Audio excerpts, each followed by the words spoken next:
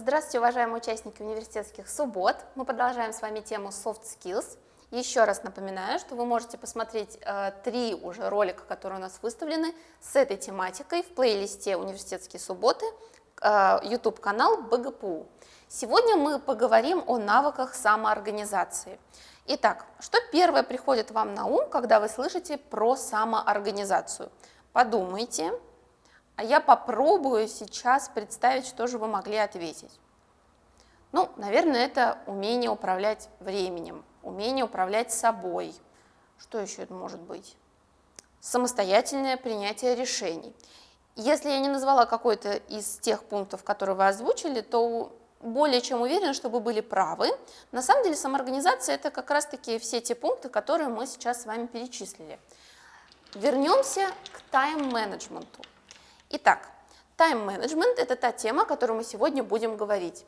И мы начинаем каждый раз с того, что определяем цели.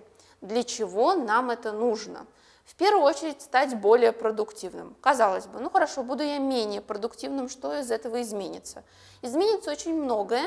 То, что вы будете постоянно не успевать, возможно, или вы могли сделать это дело, давайте так, сегодня, но вы продолжаете его откладывать и откладывать. Кому знакома эта ситуация?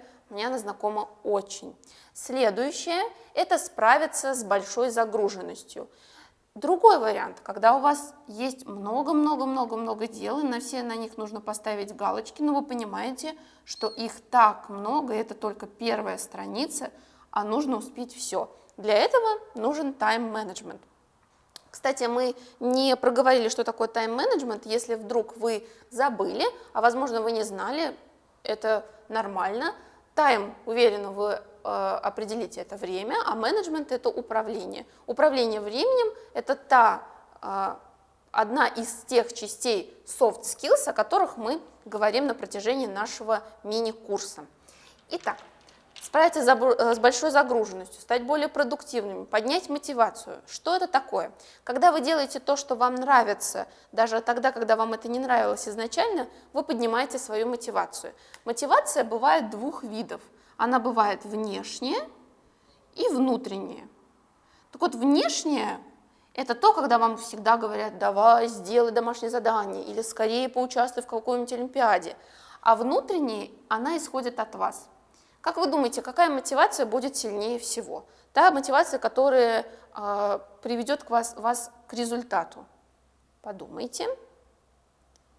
Итак, если вы ответили внешнее, то этот ответ, конечно, мы можем засчитать, он может являться таковым, но все-таки, если говорить о мотивации долгосрочной, то это внутренняя мотивация, та, которая исходит от вас.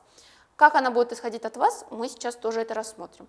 И четвертое – это научиться расставлять приоритеты. Вот как раз-таки, почему мы бываем иногда не замотивированы. Мы делаем либо то, что нам не хочется делать, либо делаем то, что нам сказали делать, либо мы не хотим делать, потому что мы просто не понимаем, а что же для нас приоритет. Приоритет – это что-то важное в нашей жизни. Действовать будем по шагам. Итак, первый шаг – это колесо баланса. Прям так и напишем. Колесо баланса. Что такое колесо баланса? Это те области, которые вы можете представить в своей жизни. Это может быть обучение, это может быть какая-нибудь спортивная секция, это может быть ваше здоровье.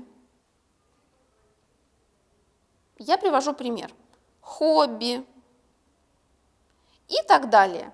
Таких строчек, вот спицы нашего колеса, нужно заполнить 8 штук.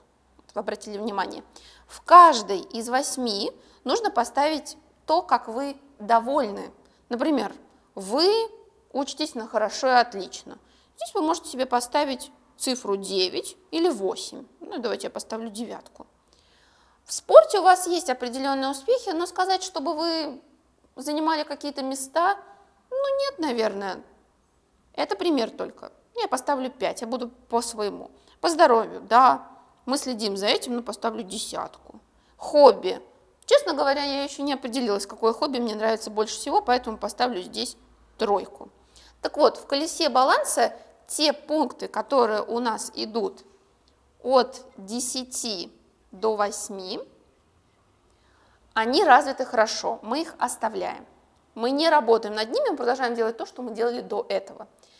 Пункты от 7 до 5 – это точки роста, то есть то, где нам нужно вырасти.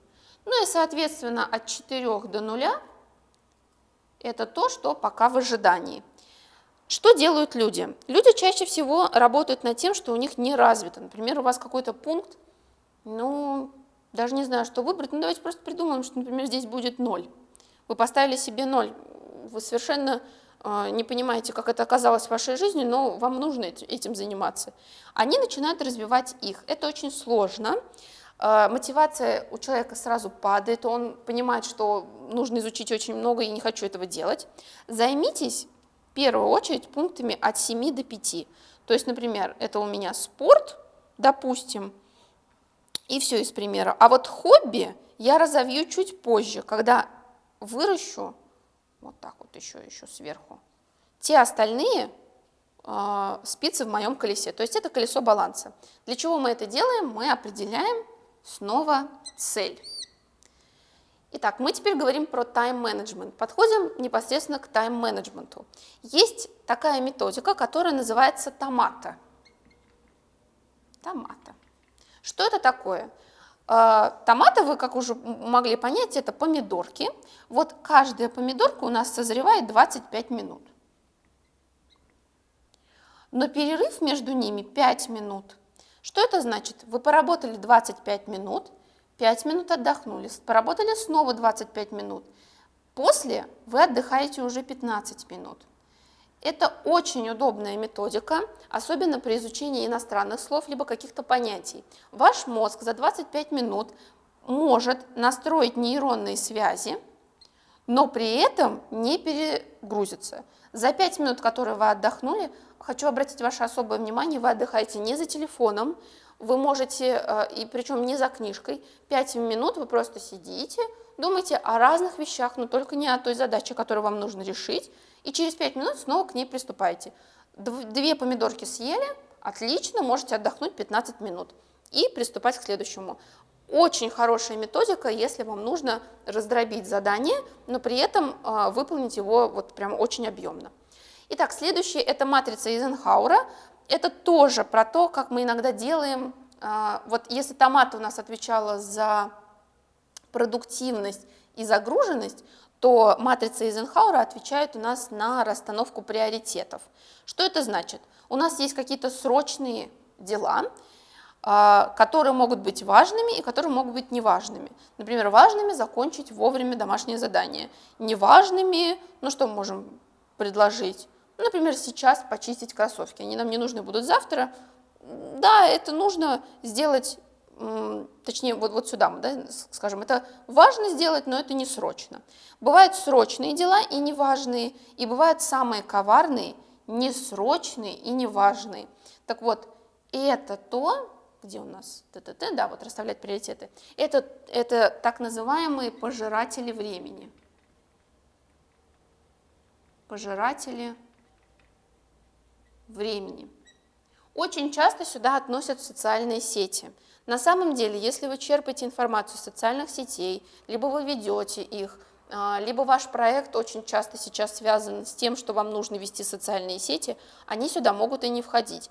Они могут носить и положительный характер. Но если это то, что вас отвлекает, возможно, вы очень любите погружаться в какие-то мысли, которые вам не доставляют удовольствия, но вы понимаете, что это вас гнетет. Лучше решите какие-то проблемы, либо поймите, что от нас зависит только 20%, а остальные 80% они решатся с помощью, например, делегирования. Что же такое делегирование? Шаг 3, который нам предстоит. Лягушка. Смотрите, французы называют дела, которые им неприятны, лягушками. Вот лягушка – это то дело какое-то сложное, которое вам нужно выполнить в первую половину дня. Желательно сделать это до 12 часов. Очень здорово помогает справиться с делом, и таким образом у вас еще целый день как будто бы свободен. Но на самом деле вы можете потратить его на другие дела. Итак, шаги.